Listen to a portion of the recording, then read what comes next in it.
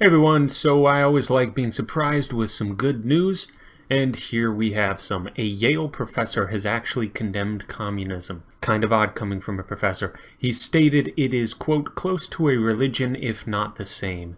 And a fellow panelist at this Princeton University forum spoke on the totalitarian and inhumane nature of communism. The professor from Yale also went on to say that, quote, human beings are incapable of pure altruism, of sharing goods equally. There is never any true sharing, that is impossible, end quote.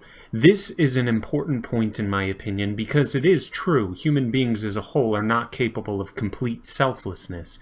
So if an ideology demands this of us, we will always fall short. We can always be found guilty.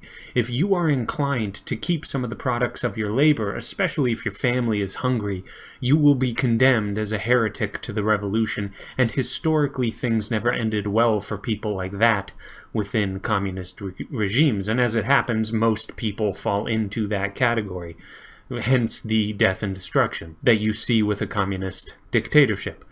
Another important point this reminds me of is the concept of private property or the private ownership of the means of production, which communism gets dead wrong. If you input your labor into something on your own, you own it. You can sell it, you can profit off of it. Now, communists may argue that this is exploitation of some sort and should not be something society tolerates.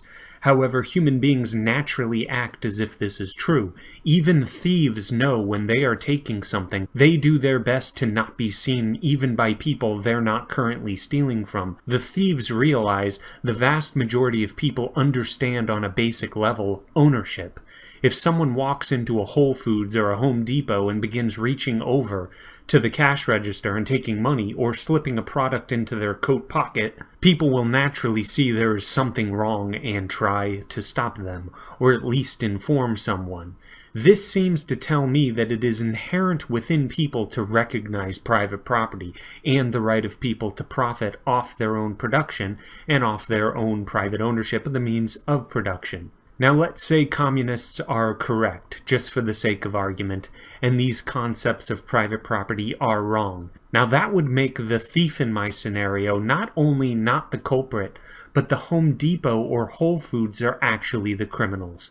The heresy hunts and the political prisoner game would begin, and the reason you have such horrific atrocities nearly every time communism is tried is largely due to this. There are things that human beings naturally view as rational and decent, yet communism forbids these things.